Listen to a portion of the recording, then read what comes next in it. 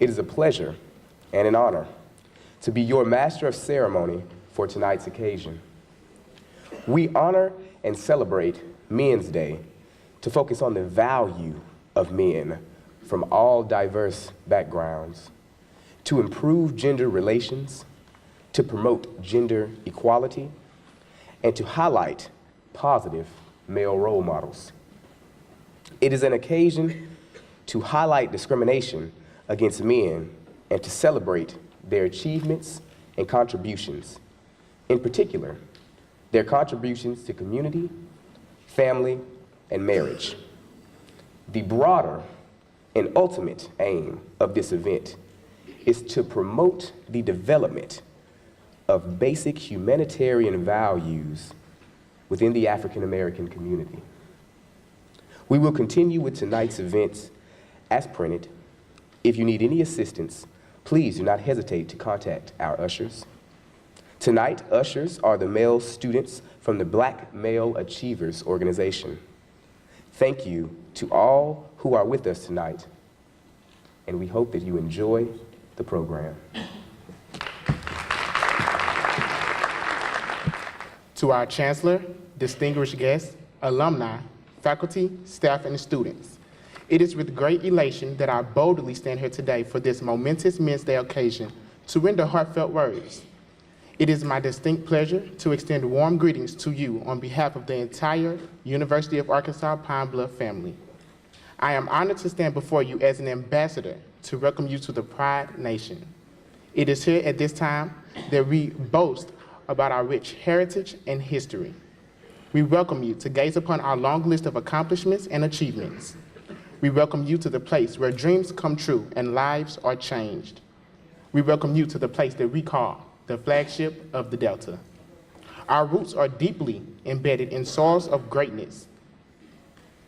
Outstanding men and women have matriculated through these hallowed halls of this place we call Dear Mother. To our guests, we invite you to sit back and relax and dine on the delicious verbal meal that TJ Holmes has prepared for us. With an attitude of gratitude, we thank each of you for your presence. To Mr. TJ Holmes, we welcome you to our Den of Excellence. It is our sincere desire and hope that you will be able to see our excellence throughout your duration here at the University of Arkansas at Pine Bluff. To all of you, please make yourself at home. While you're here at UAPB, there is no place like home. So go ahead and embrace the smiles and warmth. Consider yourselves welcomed. Good evening. Thank you very much, Mr. Banks, for that wonderful introduction and for those words of welcome to everyone here tonight. I hope you're feeling welcome here tonight. Good evening, and it is with great pleasure that I welcome you to Golden Lion Country here at the University of Arkansas at Pine Bluff. This is our annual Men's Day celebration. The Men's Day celebration stemmed from many historical events and was created in recognition of the struggle of men and the struggle that men have had to overcome and the hard work that have been undertaken to make their workplaces better. Today is also seen as a day of celebration of men for all that we do and the accomplishments we have made.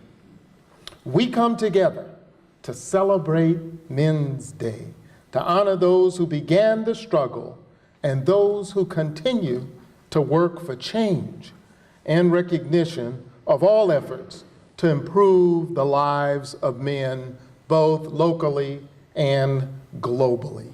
So we are pleased and delighted to have such a dynamic speaker on this evening, Mr. TJ Holmes, right here on our campus to join us for this special occasion.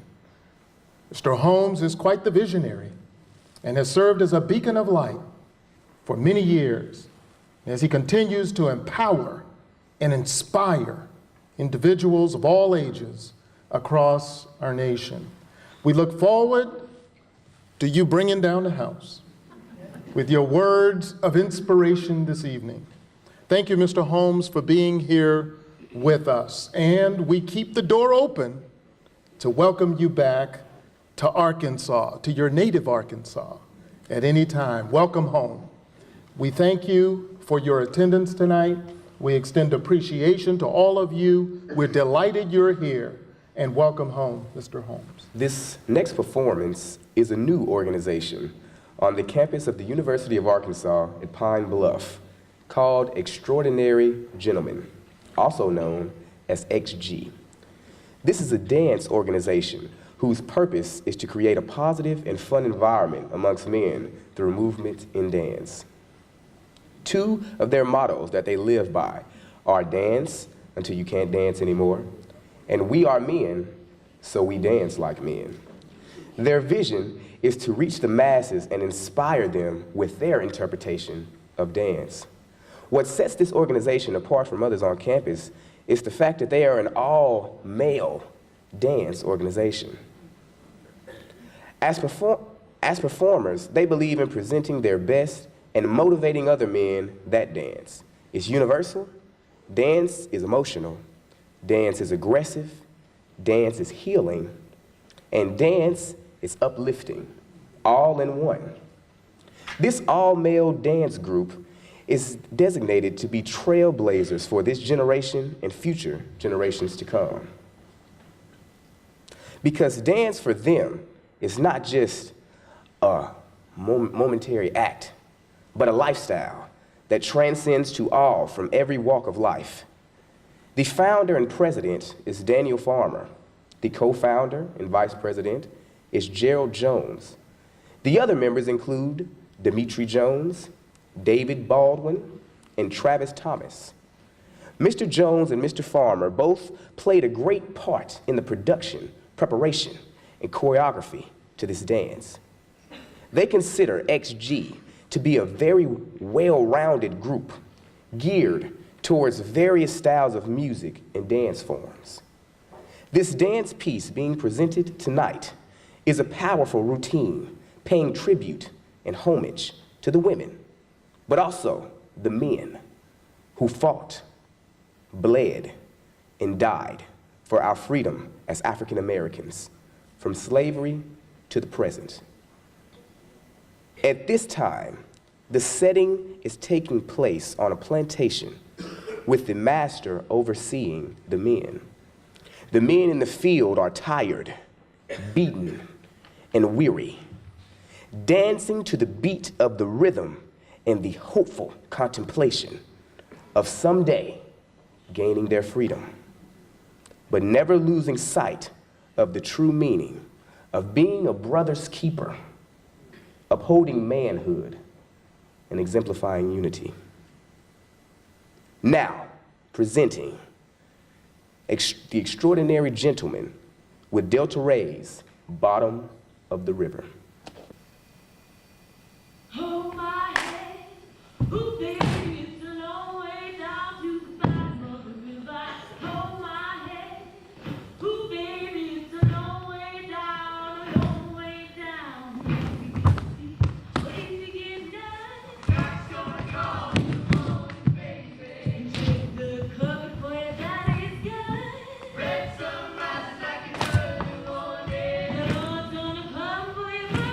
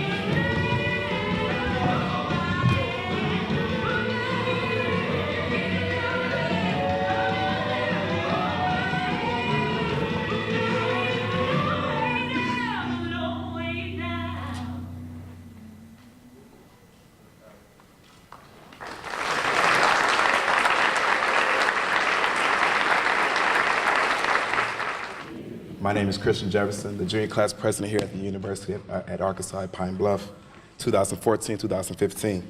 And it's my great honor to introduce to you Mr. T.J. Holmes. Mr. T.J. Holmes is an award-winning journalist and national television personality. Holmes first gained national prominence as a news anchor and correspondent at CNN. Here, he spent 5 years as an anchor of CNN Saturday and Sunday mornings. Holmes recently anchored coverage of the George Zimmerman trial as a contributor for the HLN.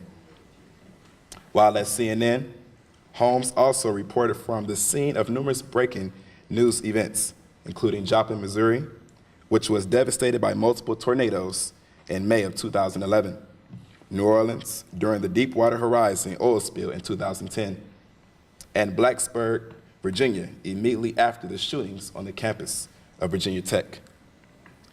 Holmes also anchored from Ground Zero on the 10th anniversary of September 11th attacks. Holmes covered the historic first visit to the United States of Pope Benedict XIV in 2008, including anchoring live from the Mass at Yankee Stadium. Holmes secured some of the first stories from the survivors of the U.S. Airways Flight 1549 that crash-landed in the Hudson River in January of 2009. Holmes also reported from the campus of the University of Mississippi during the first presidential debate between Senator John McCain and, at the time, Senator Barack Obama. At CNN, Holmes also anchored significant news stories, including Saddam Hussein's execution in 2006, the terrorist attacks in Mumbai, India in 2008, and the terrorist attacks at Glasgow Airport in Scotland in 2007. Holmes contributed to CNN's 2010 coverage of Gulf oil spill in 2008, and in 2008 also the presidential primary campaigns, both of which garnered Peabody Awards.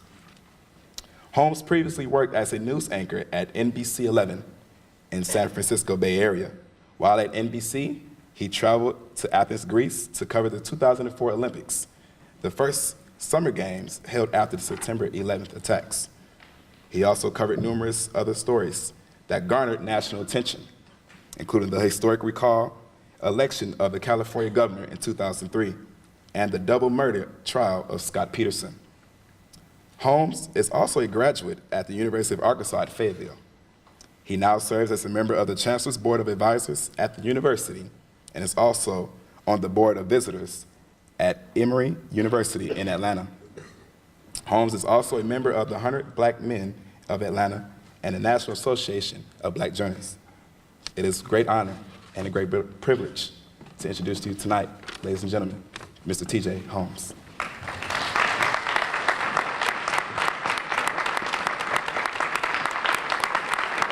Please. Now, can I get, Brother Alexander, can you help me here, brother? Since the extraordinary gentleman were able to do this, can I move this podium too?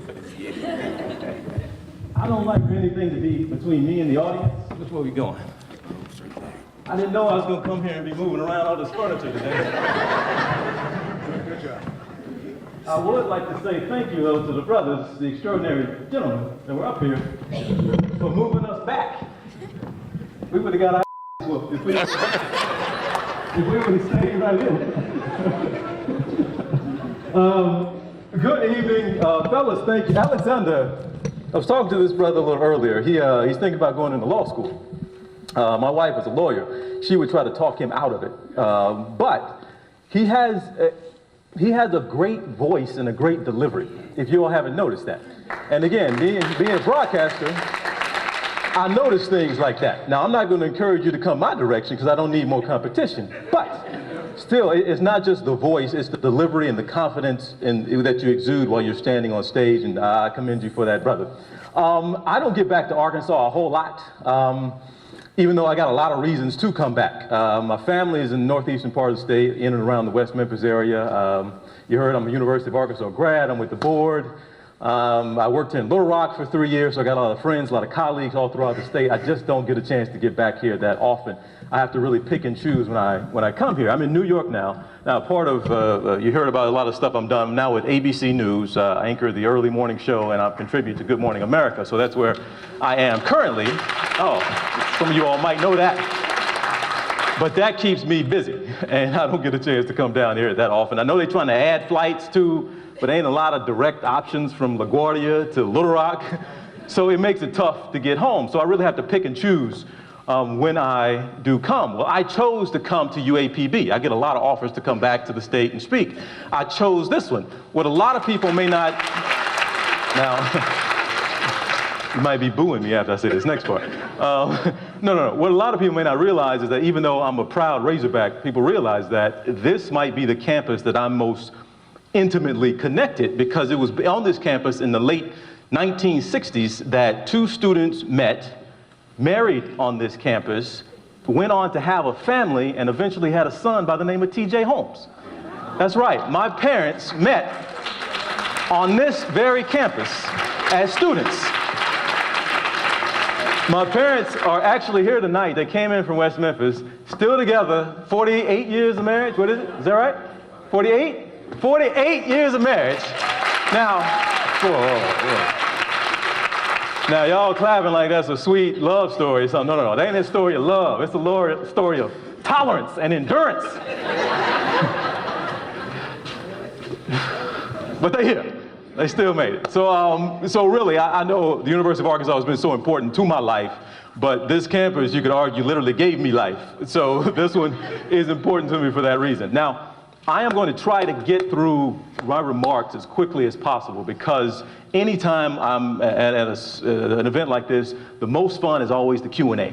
The most fun is when you can mix it up, when I don't want to stand up here and talk at you and something maybe you don't even want to hear. Whatever you all want to talk about, feel free to ask me anything, and that's when we can really get a back and forth and get engaged in a conversation. We have an intimate enough of a setting and a crowd here that we're able to do that. So if you have a question, remember to jot it down while I'm speaking up here, and just don't forget it, because I want to make sure I will ask me anything coming up on the end. Now, anytime I come to a community to speak, I always see what's going on in those communities. No matter where I go, I just read up a little bit and see what's happening. I'm in New York now. Even if I go to Brooklyn, I'll see in that particular neighborhood what might be happening there. So I keep an eye on what's happening with Arkansas news, generally speaking, certainly politics. Keep an eye on what's happening in Little Rock, but I'm not that intimately familiar with what's been going on here in Pine Bluff. So I looked up a few things, did a little research on what's happening here, and a couple of things popped up. One, the school board here just fired the superintendent, and nobody knows why. How they say it? Why yet? They still haven't? Okay. I was fascinated by that story. She was suspended for 30 days, then she fired, and nobody knows why. That was popped up. And the other story that's popped up here in Pine Bluff was about a man by the name of Bill Brummett. Woo! My boy, Bill Brummett. Now, some of you all by your reaction know who I'm talking about. For those of you, oh yes. For those of you all who don't know, Mr. Bill Brummett is still on the city council, right? He's not off yet. On the city council, I think he's the longest serving. He's been there almost 20 years now. Bill Brummett, been there almost 20 years, but now people are calling for his immediate resignation.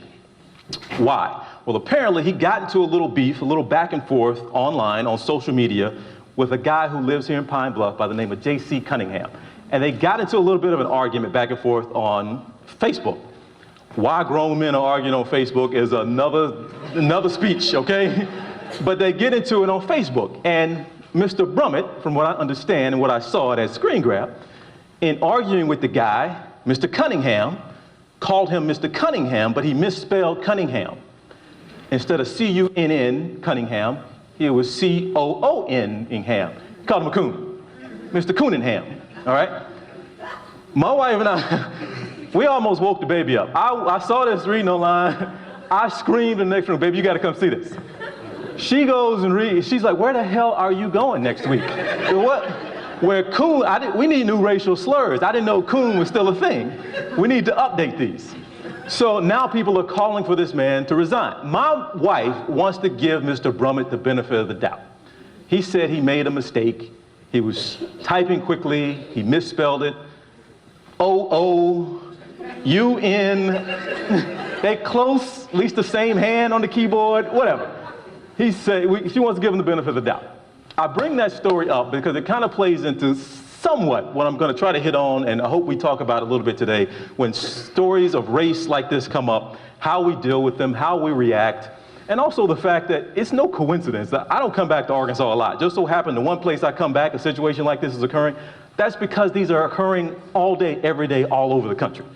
All right, this is not some isolated incident. They don't all reach the level, right, of a national uproar, but they're happening all day, every day around the country. Why they're happening, why we keep seeing them, we hope to get into that a little bit. Now, I told you one reason I was excited to be here. The other, just because of this particular campus, but another reason I'm excited is because tonight I get to be black. And I mean like black glove, fist in the air black. All right? And don't get it twisted, I walk out the house, I'm a black man, I'm gonna be black every day, I can't leave that at the door, but I work for an international news organization, and so one day I might be covering ISIS, I'm talking Benjamin Netanyahu, I might be talking presidential politics, I'm talking a little sports, a little pop culture, a little I'm talking about everything. I don't just to get honed in and focus on one community, my community, so this is one of those occasions where I get to do so this is no doubt fun for me. But believe it or not, it was a year and a half ago, he mentioned the Zimmerman trial that I was covering. I was actually accused of being too black on TV. Now, as a light-skinned brother with green eyes, I don't get that a lot. Too black on TV, so I was excited when I was accused. But I'm covering the Zimmerman trial. This was the first day of the trial, doing live anchoring, live coverage. First day, the first segment, and then the first commercial break. Producer comes running out of the control room, say, TJ, you can't do that. You're sounding biased. You let everybody know which side you're on. You're sounding biased, you're taking a side. We don't do that. You cannot do that. Going crazy, white guy. Now, why was he going crazy? What did I do? I called Trayvon Martin, Trayvon. No, that's it. That's the punchline. There's nothing else. That's all I did. Y'all waiting for the rest? No, that was it. I called him Trayvon. Now, let me give you a little journalism 101 here. It's common practice in journalism to call a child by their first name on second reference in a story. Meaning, the story is 12-year-old Timmy Smith got on the bus to go to school.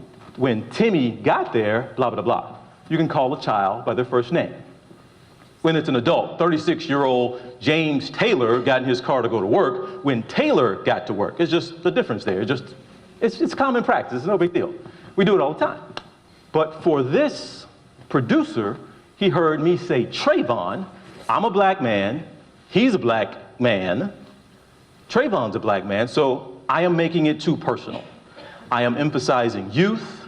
I am emphasizing age. I am making it sound so personal by calling Trayvon Martin by his first name, Trayvon. You damn right it's personal. What he did when he ran out of that booth is, it wasn't my bias. His bias was showing. Because he couldn't fathom for a second that a 17-year-old young black man was a child, was a boy. He couldn't get his head around it to save his life. That it's a child, it's a boy. Mind you, nobody ever ran out of the booth and got on to me for calling Natalie Holloway Natalie, because she's blonde-haired, blue-eyed, and she disappeared in Aruba. That's a sweetheart. We call her Natalie all day long. Nobody ever said a word. The first segment, the first day of the trial, he comes running out telling me I'm being too black on TV for something like that. I hadn't thought about that story in a long time, or maybe at all, until August of last year, the weekend of August 9th, when Mike Brown was shot in Ferguson, Missouri. That weekend, I was anchoring a newscast for a different network, anchoring a newscast, and if you all remember that Saturday, you didn't hear a lot about it Saturday. He was shot around noon on Saturday, body was laid out for 4 hours, so it took us a long time on Saturday trying to piece things together, but by Sunday morning, we knew what we had. Sunday, every news organization was working very hard to try to get a picture of Mike Brown to confirm the victim, if you will. We knew who he was. We actually knew what the picture was, but it's not that simple. You can't just, well, here's his yearbook picture, and here's his Facebook page, let's use a picture. No. Before you put the picture up of a victim that you're gonna say just died at the hands of police, you gotta be 110% sure that that's the right guy. So there's a legal process. We had lawyers, S&P, working in the background all day long to get a picture of Mike Brown. My producer and I, or at least working on that segment that day, we were only two brothers, two black guys on that entire show team. Had a meeting at 8:30, show was at 2. All day long, we're waiting on a picture. I checked in with him every 30 minutes. Hey man, you got a picture yet? No man, still waiting to hear. Every 30 minutes, how we doing on the picture? Let me touch base, see how we doing on getting a picture. The standard at the time for the network I was with was that we had to have not just a friend or a couple of friends, a direct family member had to look at the exact picture and say, that is Mike Brown. It's that high of a standard. Every network has a different one, but it's that high of a standard. So that's what we were up against and why it took so long to get a picture confirmed. All day, hey man, got a picture? Yeah, I don't have it yet, man. So finally, it's getting close to 2 o'clock. He says, yo, we just got the picture. You want to come over and look at it with me? He's just a few feet away from me. I walk over, I sit on his desk, he opens the email, he hits the attachment, picture pops up, we both look at each other, and forgive my language, but we both in unison say at the same time, oh. And the reason we did so, because you know what picture that was. It's the picture of Mike Brown standing there with a jersey on the porch, like this. It's the picture that sparked what I believe is one of the most extraordinary Twitter movements I have seen. Hashtag if they gun me down, where everybody was putting up 2 pictures of themselves juxtaposed. One of them maybe their college graduation or their wedding, juxtaposed with another picture of them messing around with their boys drinking Hennessy. If the cops gun me down, which picture would the press use? And sure enough, I was right there the moment the decision was made to use that picture that me and this other brother knew immediately. This is not representative. He picked up the phone, he called, can we get another picture? We were told no. Why? Because that was the exact picture that was okayed by the family. Even though we see the face. And we're not looking for a picture that makes him look like a saint. We're just looking for something neutral, something representative. But to everybody else making the decision, the higher ups, they see that picture, say, yeah, black guy in a jersey, throwing up a gang sign? Yeah, that's about right. Go with that one. One more name I'll give you here, and this one is one y'all might know. Bobby Moore Jr. That name sound familiar? Bobby Moore, 15 years old, shot and killed by a Little Rock police officer in 2012, I believe it was. But just last year, a second jury came back hung in the trial of the officer who shot him. Now, Bobby Moore Jr. was in a car that night when the cop shot him. Cop says he was driving the car towards him, all the evidence, and even the police department, not even standing by the cop. They said, evidence, he's lying. The car was going in the opposite direction. He did not need to shoot Bobby Moore Jr. Went to trial. 2 juries, both came back hung, would not convict. Prosecutor, third time around, said, hey, it's no use because of these 2 outcomes, and now this cop is not going to see a minute of jail time for shooting and killing an unarmed 15-year-old boy. Now, here's a little detail we got to include. Bobby Moore was out robbing people that night. He had broken into several cars. He was in a stolen car when he was shot. That's why you didn't hear about that story on national news, right? We like our victims squeaky clean. Right? You ain't sending the Reverend Sharpton down here for this kid. You can't defend a kid that's out robbing folks, right? But it's Black Lives Matter. It's the same as every other situation. The thing about this story that got me is in the prosecutor's report and explaining why he wasn't going to prosecute for a 3rd time. He had comments in there from jurors. And one of the jurors actually said that the reason that they could not vote to convict the officer is because they believed that the officer was preventing future crimes by killing the kid. We're better off just gunning down a 15-year-old boy because if we let him go, he's going to be a menace to society. Now, I give you those 3 names, I give you those 3 stories because they tie in and this stuff matters. Something as simple as a picture, something as simple as calling a black boy, calling him a child, calling him by his name, giving him the same respect and dignity that we give to every other white child in this country. Those little things make a difference and matter and can ultimately make a difference in what somebody thinks when they're sitting in a jury room. Let me explain what I'm talking about. As much as we talk about the browning of America and how diverse this country is going to be, the minority is going to be the majority in 30 years, is it? We are very segregated in this country. We don't know each other. We don't live together. Everybody in here could tell me where the black neighborhood and where the whites live in Pine Bluff and Little Rock and West Memphis and everywhere you go. We are segregated in this country. That matters because we don't know each other. You go to work, yeah, I saw you in the break room, saw you in the cafeteria, yeah, we had a beer 6 months ago after work one time. We don't know each other. They don't know us. Literally, they do not know us. That is a problem. That is a problem that we haven't necessarily come up with a good way to fix. Because these are the folks, whites and blacks. Whites are usually the one making the decision about whether or not you get that loan, whether or not it's turned down, whether you get that promotion, whether you get hired, whether you get fired. But too often they're also the ones making the decision about whether or not you get pulled over, whether or not you get stopped and frisked, and whether or not they pull the trigger too quickly in a confrontation with you. This has everything to do with us not knowing each other. Now, Martin Luther King agreed with me on this point. Now, I say he agreed with me. He had the idea first, but I didn't find out he had it until after I had it, so I'm gonna just say he agreed with me, just for the sake of the argument. It's one of my favorite, really one of my favorite stories, because it has to do with image, and it has to do with media, it has to do with what I do for a living. But Nichelle Nichols, y'all know that name? Ain't nobody in here under 35 gonna raise their hand.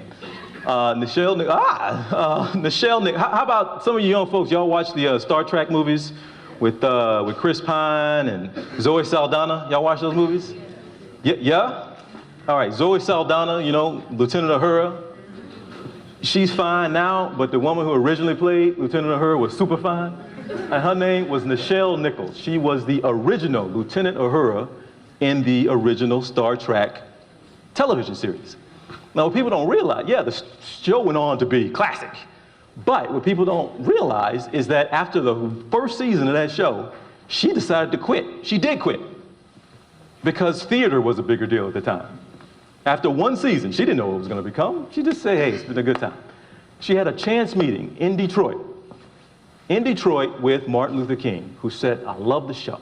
I like what you're doing on the show. She was just flattered. Love what you're doing on the show. It's great. She took the compliment, but then she said, you know, I'm going to miss it. They've been great to me. He said, well, what are you talking about here? You leaving? She explained she wanted to go back to theater, and he told her on the spot, you can't quit. He said, because your role is the first role we've had on television that shows African Americans for what we are, for what we truly are. Strong, beautiful, intelligent, equals.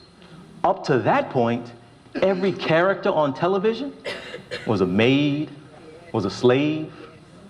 That was the only image being put out. Now, here we are, all these years later, we are fighting that same fight. And I'm afraid to say we losing. Because I say we don't live together, so we don't know each other. And again, it's hard to make that distinction sometimes because we see, yeah, we get along, blacks, white, fine. Of course we do. But you don't know somebody until they're your neighbor. You don't know somebody until you see them taking their kid to basketball practice on the weekend just like yours. To see them out front with their son, mowing the yard just like you do with your son. You don't live in the same spirit of brotherhood. In a neighborhood, you don't know each other. So if they don't know us, where are they getting all their information? Where are they getting their education about black folks? What they're watching on TV? Reality. Woo, Lord Jesus. That is where they are getting their education about black folks. They honestly think that's who we are. They honestly do. And that has an impact throughout, and it does have an impact on if somebody sees you walking through your own neighborhood with a hood on, If they knew you, if they spent more time with you, they'd understand. Oh, he might be cold. He ain't here to rob me. Oh, I'll put my hood on when it's raining too. It's that simple of a thing. So what are we supposed to do about that? How are we supposed to improve that? Well, believe it or not, and certainly to the young folks in this room, I say young folks, students and otherwise, but everybody has a role to play. Because we see this and we put too much pressure sometimes on young folks that you all think you got to get so many retweets and so many likes on your Instagram, and you got to write a blog that goes viral, and you got to do all these. You all get, there's too much pressure. I'm not saying it to joke with you. It's too much pressure that you all think you got to do something so massive to have an impact. Forget it from the macro level. Break this thing down to the micro level and understand something. Every single time you walk out your front door, you are representing something greater than yourself. You are representing, look, I'm sorry to you African-American young men and young women, but you have that burden that every time you do something stupid, it looks bad on me. You do something down here, ignorant, that gets national attention, I'm gonna be walking through the halls at ABC. Somebody can say, TJ, what's up with your people down in Arkansas? Every single time you walk out your door, and you all are trying to get your head around it, you all already agree with what I'm saying. And let me show you why. How many times has there been an unfortunate mass shooting in this country on some campus or some business, and the news breaks, and they say you got so-and-so shot or dead, and shooter on the loose. Hour goes by, still haven't identified the shooter. 2 hours go by. They're still looking, got people on lockdown, we don't know where the shooter is. Third hour comes, police have identified the shooter. His name is Ricky Garofalo. They put a picture up, he's a white dude, and everybody goes, whoo, whoo. Thank God it wasn't a brother. Because if a brother just shot up a school with a bunch of little white children in it, we all suspects. We all gonna be in trouble. How many times some of y'all been out somewhere to a mall, to a restaurant, to an airport, and you see a group of young people, young African Americans, 3 or 4 maybe, in a group. They loud, pants hanging down, you can see their underwear, smell like weed, they cussing, using the N-word. They making a fool of themselves. But you the one that's embarrassed. You the one that's embarrassed, because you looking around like, oh, I ain't with them. You go around, start apologizing to white people. Sorry about that. We're gonna work on that. You embarrassed because they making it look bad for all of us. For all of us. Hey, give me a student in here. Where's the UAPB student? What's your name, sister? My name is Miss Cambria Johnson. Kimberly? Cambria. Cambria Johnson. What year are you? I am a junior in mass communication. Junior. All right. Cambria Johnson? Yes, sir. All right. Now, Cambria, this is a perfect example for you students to understand and hear how your decisions impact everybody. Let's say Cambria Johnson, on her way home from this event tonight, gets busted in her car with 2 tons of marijuana. Sorry, you gave me the name, right? She like, I ain't got that much, but you can holler at me after this.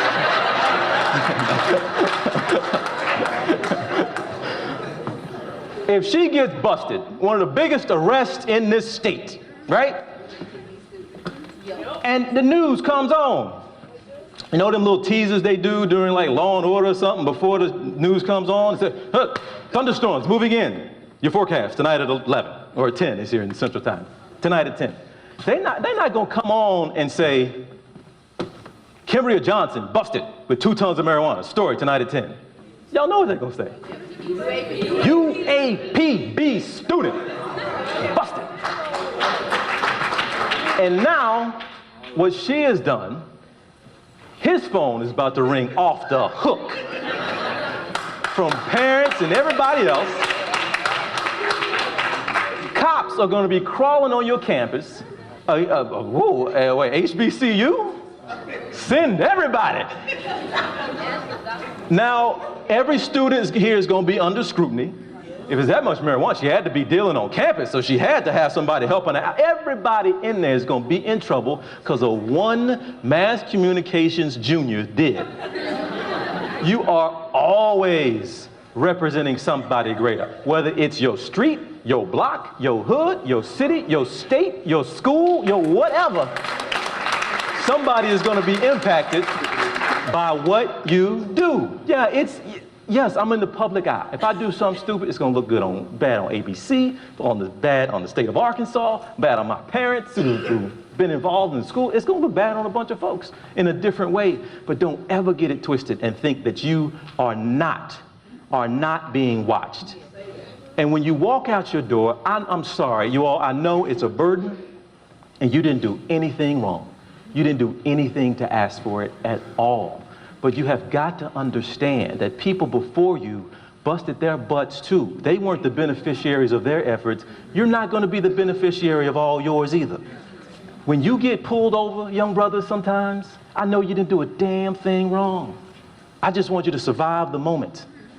Don't cut up and confirm the suspicions of the possible fool that just pulled you over. Don't act a fool for him. And in doing so, if you give that cop a pleasant experience, maybe the next brother, he won't be so hard on. Maybe the next brother, he won't even stop. But if you act a fool for him, maybe you do get to go home. But you know what's going to happen? The next brother, he pulls over, he's going to be a little nervous. And his hand might just be a little closer to his hip than it would have been normally because of the experience they just had with you. I know it's not your fault, but you got to understand this is your responsibility to make it better for somebody coming behind you. Now,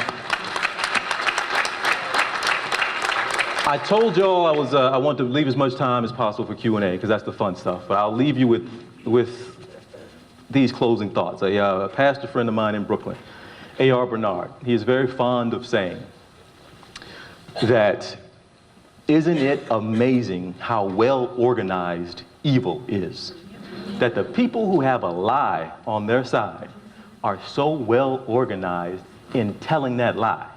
But those of us who have the truth tell it so poorly. You all have huge odds against you in a lot of ways, but you got it better than the folks who came before you. A lot of you all, I get it, and you're looking for maybe the big thing to do, but the little thing still makes a difference. And this is why I brought up, and we joked about it a little bit, but Mr. Bill Brummett in this town. I'll bring it back to him to wrap it up. I don't know this man. I don't know how many of you all know this man. I don't know his history here at all. But it drives me crazy on these stories that come up about race. And people want to talk about we can have a national conversation. And they talk about we can have a teachable moment and we don't learn a damn thing ever. Because what happens is we come out of our corners, we beat the hell out of each other, and then we go back to our respective corners and nobody learns a thing. I don't know what's going to be learned from this situation with Mr. Bill Brummett.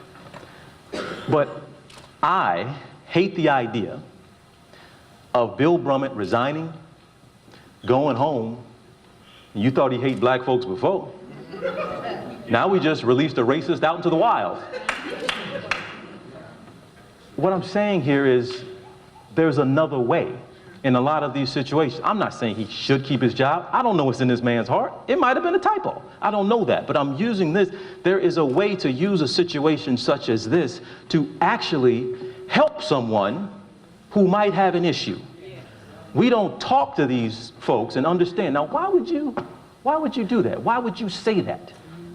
Call them on their stuff and talk. We need to change hearts and minds in this country. And just pummeling each other doesn't get us anywhere.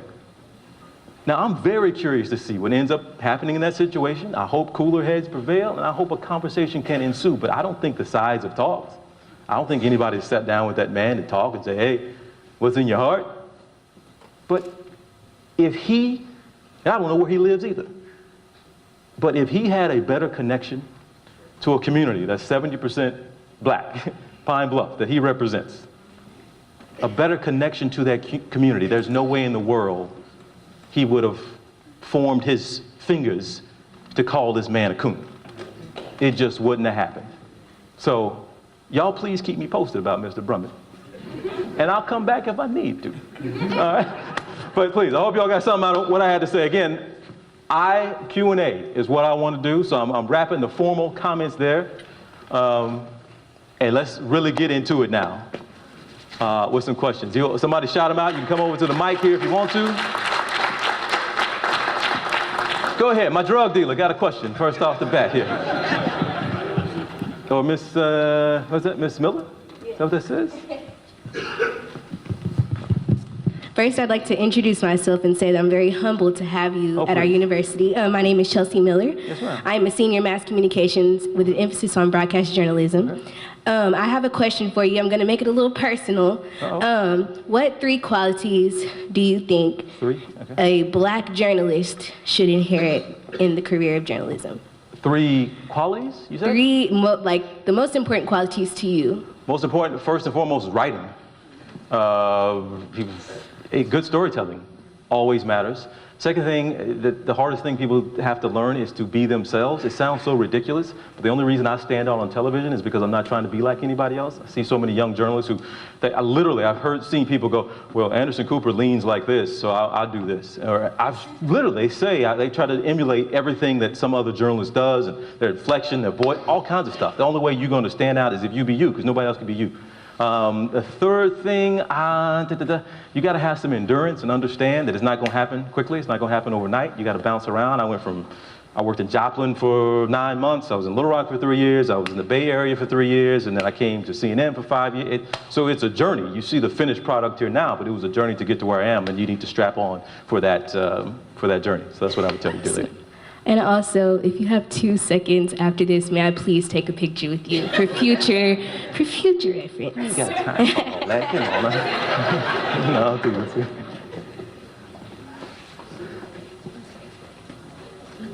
Hi, sir. I'm sorry about the drug dealer thing. It's all right. Should've gave you a I'm heads up. asthmatic. I don't smoke anything, nor do I have any pets. Wow. With fur. Cats, turbo. Typical answer, ain't it, y'all? Asthmatic. That's what the kids call it now, huh? Asthmatic. No, go ahead, sister. I'm sorry. Okay. I grew out of it. I ran track and But I'm 26 years old. I am a junior in mass comm. I know exactly who I'm going to be. I'm a freelance journalist. I am a person for African American concerns. I was born in Pasadena, California, went to high school at Glendora High, where they have a distinguished high school where they had bagpipes and a band. I went to church in South Central LA between Normandy and Western. I've seen all types of stuff. I speak fluent Spanish and write it as well. I write music, I sing, I'm a Coltrane. Now this is my question. Diversity and getting to know each other. We have some deep issues that I got to live out King's dream. I went to school predominantly Caucasian, Hispanic, and Asian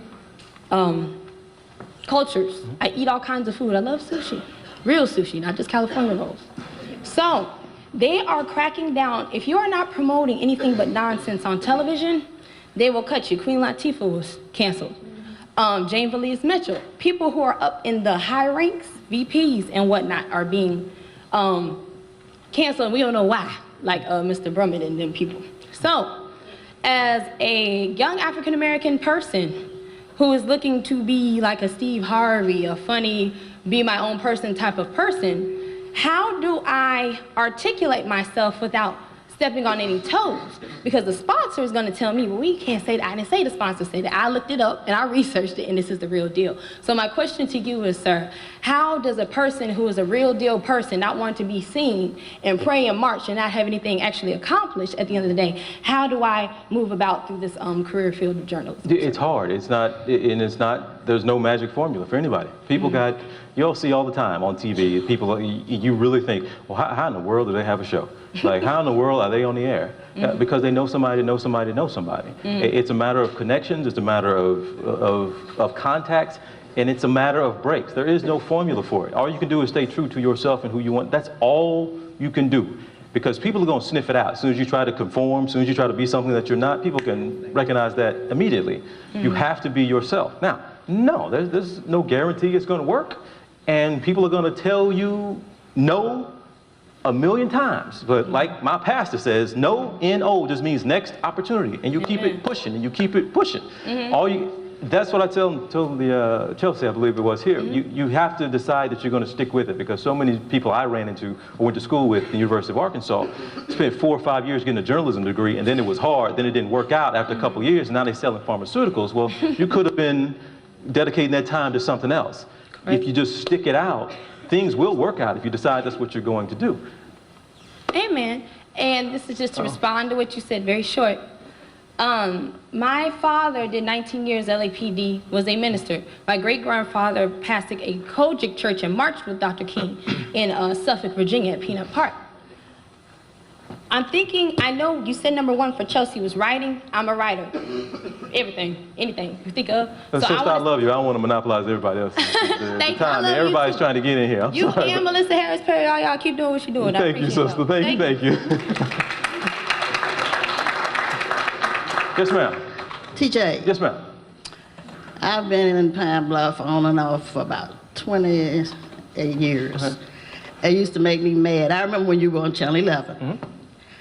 And what I can't understand, the land of Central High School, and then you have Shreveport, little country Shreveport, and then you have Atlanta, and you had all these blacks on each channel, and you had the billboards up, but we didn't have them in Little Rock, and you weren't on any of the billboards because you should have been. I want to know how, I think I knew how you felt about it because you left, but I just want to know what you think about that, because they still not up to par in Little Rock the way they could be.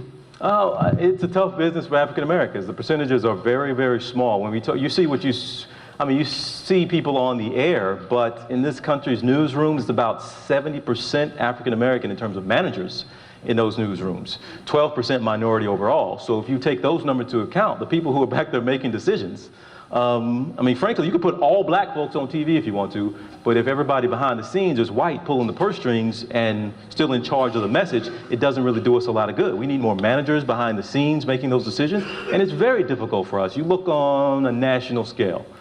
We have Robin Roberts, yes, but after that, we got Michael Strahan is our next, our next talent. Michael Strahan's a good dude, love the brother, he's a good talent, but he's not a journalist, he's not a news guy, and everybody understands that. But go to the Today Show, you got Al Roker, who's been there for a long time. You go to, go through CNN, Fox, and MSNBC, you go through, there's just not a lot of us. And the reason being, a lot of us don't play the game real well, we don't have the right agents, managers, all these folk, it's a good old boy network, make no mistake about it. So what you see on the air is nothing compared to what's happening behind the scenes. You think it's bad on the air. Oh, sister, you ain't seen nothing. Thank you. Oh, you got it. And you all, I think we only have about 15 minutes. They said we're going to try to get out of here by 7:15, so I'm trying to get in as many as I can, so go right ahead. There's been a controversial debate over, do black people want to be called black or African American or neither? I just wanted to see or ask, what is your view on those? Oh, man, Does it matter? I got bills to pay, man. I don't worry about what somebody called me. Y'all just pick something and I'll go with that. No, in all seriousness, I get that, and some people get offended. I get that. Some people get offended. You call them black, even if you say blacks. Y'all remember when Donald Trump said, yeah, the blacks love me, and people got mad because of the way he didn't sound right coming out of his mouth. The blacks. Just ain't sound right. But we're black people, we're African Americans, it all works for me. Go ahead, sister. Hi, I really enjoyed your show, Don't Sleep, and I was wondering if it's gonna come back and or something similar. Next question. Oh, sorry. Can I ask why? Do you mind if I ask why? Oh, of course you can, sister. Who brought this up? Ms. Johnson, I believe, here brought this up. The point of when there's quality television, intelligent television that's on, it seems to get yanked so quickly. That show meant a lot to me. And it meant so much to me that I left CNN to go do work with black entertainment television, which is not something that made sense to anybody. People say, hey, you leave CNN, that's one thing. You leave CNN to go over there and mess with them, that don't make a whole lot of sense. But it meant something to me to have a show that we still don't have one on the air right now, that there's a nightly show that we get our own say, our own response, our own voices out there. We don't have it. We were on the air 2.5 months. Took us a month and a half just to get our footing, to figure things out. And sure enough, as soon as we finally got our footing and got on a roll, they pulled the rug. They have every right to do so. They could have pulled us after 2 nights if they wanted to. But what you run into is that there's not a commitment to build. There's a conflict, at least I found internally at the network. It was a resistance to being black and smart. Like, there's not a place for us to be black and to be smart. Wow. I kid you all not that I was actually told or asked by people at that network, executives, not to use such big words. I kid you not. Because we're not in the business of trying to elevate an audience. Go down. I understand to a certain degree, you have to meet people where they are. But you don't have to treat them like they're here all the time. And any attempt to pull up, you don't understand my word? Go look it up. Fine. But there was a whole host of things behind the scenes where there was a need to try to dumb down a message, dumb down literally the grammar to the audience. So if you have these aren't white folks I'm working with behind the scenes. These are all black executives. And if we are treating our own audience and our own community like that, yeah, that's why things go away. Nobody's committed or thinks that we can be black and smart at the same time. Melissa Harris Perry's show, her audience, she has a black audience over there, yes. But she's on Saturday and Sunday morning. I'm saying that's a good spot to be in, quite frankly. But she has support of a bunch of white executives that are okay with a smart black person on TV. What the hell sense does that make? I'm one of the few nationally recognized young black male journalists in this country, and the oldest, the original black network. We can't get together and work together. All hope is lost. All hope is lost. Thank you. Yeah, sorry for that depressing answer. Alexander, yeah, let me hear that voice. Go ahead, brother. Take your time, take your time. Now, earlier in your speech, you said... Put a little more bass in it this time. You said something about... I'm sorry, brother, go ahead. Instagram likes, and you said something about the impact of social media and how we're focused on the big picture, but we're not focused on the little picture. It's a lot of young people in the audience right now. What are some little things we can do to have a big change, like little things we can do in the community, little activities we can start having, little organizations we can start founding, things like that? I need Courtney, right? Christian, excuse me, Christian. There's another Courtney in here somewhere. I need you all to be present. I need you all to walk out the house looking like you look right now and setting an example day in, day out. Now, that sounds so little. I know, it sounds so little. That is huge. You have no idea on the impact it has on other young African-American men that are in this room, but also on people. You go to the dang gas station, and they see you walk in and have a particular presence. And people just respond to you differently and start to think differently. Oh, this is not what I thought when I thought black man. There was I can't remember, I want to give him credit for it, but he did an experiment essentially where he had everybody close their eyes, close your eyes for a second, and picture a chess prodigy. What image comes to mind? Close your eyes for a second and picture a champion violinist. What image comes to mind? Close your eyes and picture a thug. And what image comes to mind? And for everybody, it was a black man. A young black man is when they hear thug. Some people had different answers. But that makes such an impact for you to combat that image that so many people do have in their minds. That's a start. Graduate from college, go to law school. Knock yourself out. Do it. That's impressive. That's proud. You are on a path right now that is doing what you say, those little things, but they make a big, big difference, man. I assure you, brother, just you standing here right now talking about going to law school, I applaud you, brother. I applaud you. Just sir. How long did it take you to become a journalist? How long? Well, I went to school for, I got my journalism degree from the University of Arkansas. It took me 4 years to get that degree. I immediately started working, so it was a long path to get to here, but I essentially got my degree in broadcast journalism and things kind of just worked out for me there. Like I said, I went to Joplin for 8-9 months, weekend anchored there, went to Little Rock, weekend anchored here for 3 years. I was a 5 o'clock anchor out in the San Francisco Bay Area, NBC station, and CNN for 5 years, and then the BET show, then MSNBC, and now with ABC. Been there for almost 7 months now, so here I am.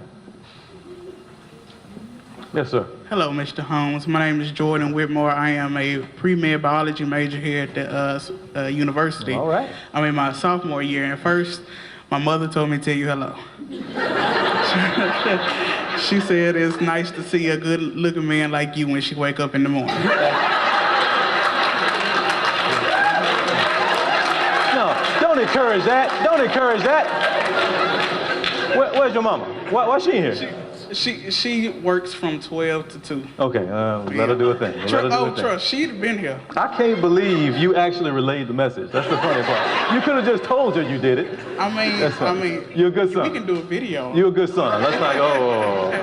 No, but what's your question, man? My question is I've noticed that we had a lot of young men come in, and as a young man, as myself and my fellow black male achievers, what would you say are the keys to being a young black man that can grow up to be a successful adult black man? What would you say are the keys to being that? I hadn't figured it out yet, to be honest with you. No, in all seriousness, you run into so many. Let's get rid of the black part for a second. And there are some challenges that come with that. This is something that Ambassador Andrew Young and I got to know a lot while I was in Atlanta, and something we talked about all the time. He said, be excellent first, then you can be black all you want to be.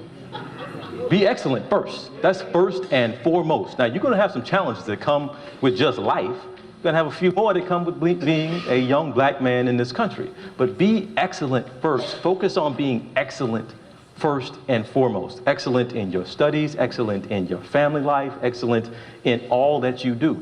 You're going to hit some bumps, man. Y'all please understand. Y'all ain't got nowhere close to screwing up yet. Y'all going, oh my God, the enormity of the mistakes you're going to make are unreal. But what you have to try to do is not make mistakes that are going to take you so long to recover from. All those mistakes along the way, man, you know how bad I screwed up to get. I wouldn't be here had I not screwed up so royally. I wouldn't be where I am. I mean, I've been married, got a beautiful family, 2-year-old daughter, beautiful, beautiful, light-skinned little family we are. It's great. But you know what? Everybody looks at that and that's great. But you know what? I was actually divorced by my late 20s. I screwed up before. I had to learn some things before. That's just one personal example, but there are huge, huge mistakes you're going to make along the way. Do not let them derail you, and understand that you need those to get you where you're going to go on your journey. You're going to be all right, man. Appreciate you, Jordan. That's all right. How are you? Caleb Jackson. Caleb? Yes, sir. Yes, sir. Business management major here, sophomore. I just wanted to ask, as a young college student, what things did you do back then in college that you would say were essentials for you to persevere, and what are the things that you do to persevere during rough times now? To this point, Caleb, again, I'm 37 now. I've been through so much in my life that anything that comes up, it doesn't even bother me.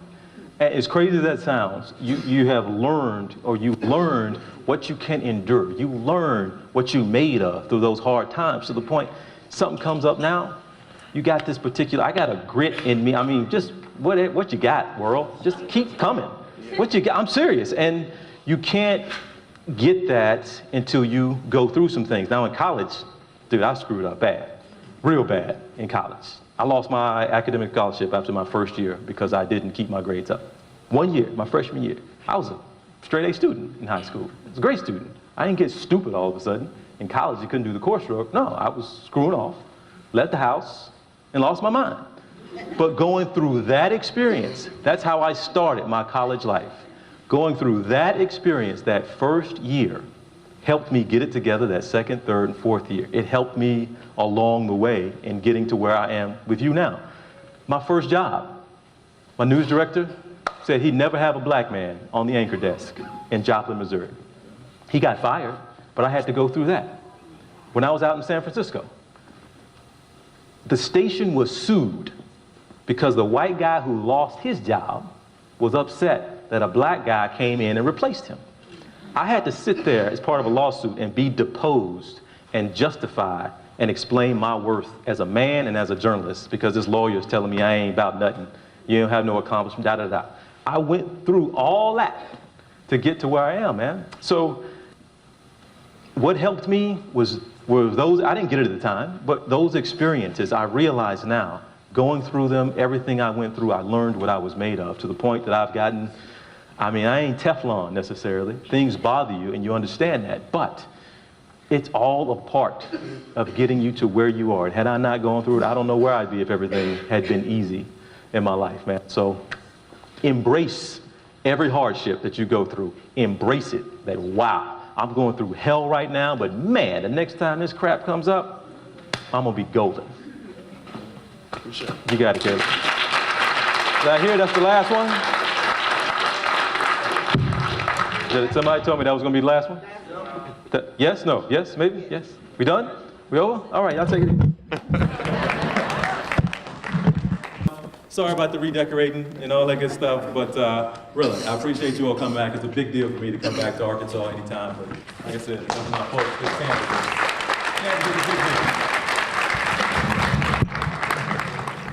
It's Mr. Holmes, would you come to the podium, please? Thank you for accepting our invitation to come to the University of Arkansas at Pine Bluff. We know that you love Arkansas, and I'm not mad at you. And you know, Coach James, if he was here, he would say, make sure you give this to TJ. And he would say, let him know that team that we like them too, that they say suey. They're not quite 500 in the SEC, but those Golden Lions has a 2-2 record against SEC opponents. Really, you want to go? Okay. You want to go with that? And thank you for coming and talking to our young people, especially our males, and inspiring them to be the very best that they can be. And I am a news junkie, a news buff. Now I watch you on Saturday mornings for a different reason than the other young man stayed his mother watch. But looking at a intelligent journalist, and I say, you know what? He looked just like my students. So thank you for coming to UAPB and sharing your life's journey with us. Thank you so much, Thank you. Thank you, man.